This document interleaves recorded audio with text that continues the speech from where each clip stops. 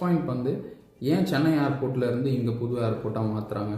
சென்னை ஏர்போர்ட்டில் இடம் ஃபஸ்ட்டு பத்தலை, நிறைய சஃபகேட்டிங் இருக்குது. இப்போ நிறைய ஃப்ளைட்ஸை வந்து லேண்ட் பண்ண முடியல அப்படின்றதுனால புது ஏர்போர்ட்டை வந்து க்ரியேட் பண்ணுறாங்க.